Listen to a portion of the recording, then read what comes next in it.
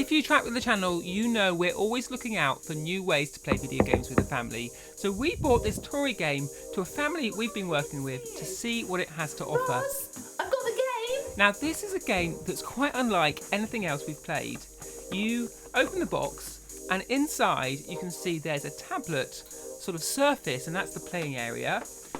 You get this created kit and these templates that we'll come back to later. And underneath there, you can see, we've got a little spaceship, we've got a little catapult, and we've got a little wand. And it all clips together to be used in a whole range of games you play on your tablet. Now, we want to get the girls started here. We're going to start from the basics. So they've got the tablet and they've got their iPad with the game downloaded. We've decided to start with this crystal chase game, and it all starts very simple. So you get a tutorial to begin with. You can pick a difficulty level for whatever age your children are, but here's the magic thing. You pick up the little toy, holster the control element inside it, the red engine pointing out, and as soon as you place it over the pad, it appears in the game. Not only does it appear in the game, but you use that toy to control the motion of your spaceship as you're flying left, right, up and down.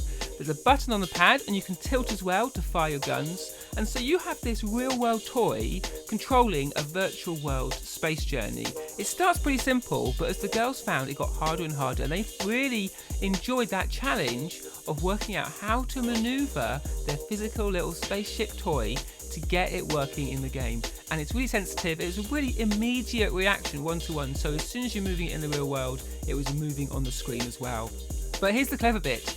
This is where those templates come in. So you get the template out, but you need your own pens to colour it in.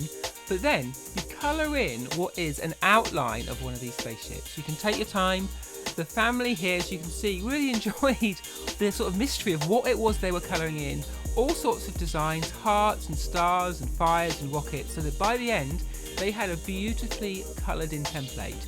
You then press the button on your tablet and it tells you to use the camera to scan in your template, which it does, but then you get to see the spaceship folded up on the screen. It's cool. Look, Seth, look. What, did you make that? Yeah. So cool. Move it around and see.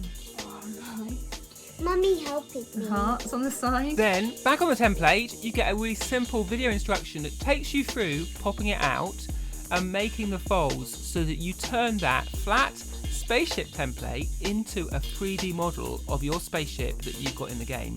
Now, by the end of this, you not only have had a lot of fun colouring and cutting and folding and making this little spaceship, but you can then use that spaceship in the real world to control your in-game spacecraft. And that one-to-one play really engaged the girls in what was going on the screen as well as what was going on over this pad. So you've got a load of different elements coming together here in a way that I think is really intelligent and a way that engages children in lots of different skills, in lots of different interactions, and in lots of different play styles that I think will appeal to a real wide number of the family. We've got 2 crystals, look. So far so good, but what's extra nice about this is it's not just a single game, it's a system that you then download other games for. So the next game we're going to be playing is Jungle Rescue. So this uses the catapult. You pop the little communication cylinder into the catapult, and then as you can see, it appears on the screen.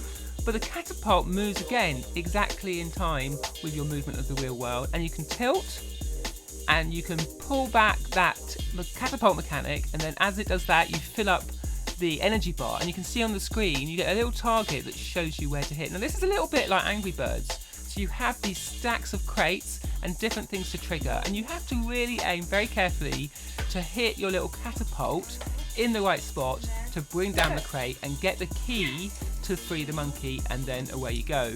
Now the girls again enjoyed collaborating on this, and because you've got that physical object in the room, it feels very different. It's quite hard to sometimes share a video game when there's 2 of you, but because there was a toy involved, they could instinctively just go back and forth between them, advising each other, you know, what should they hit next, where should they go. So by the end, when they actually did it, there's a real sense of achievement that you could see in their faces. Yes. And they had obviously enjoyed their time playing that Jungle Rescue game. Next game we tried was Shades of Light. Now this is quite a different experience. Rather than that kind of action, high impact of spaceships and catapults, the much more sedate kind of Harry Potter almost feel as you click together the Tori wand, and you have a little top and a little bottom, and it forms this wand which you can then stand up and get it stood up, and that triggers it into the game. And as you can see, again, as you grasp it one to one, you can move the wand in the game space, and that means you can pick up objects. And the challenge here is to make the silhouette on the screen match a particular object. When you do that, you press the button and it pops out into the real world.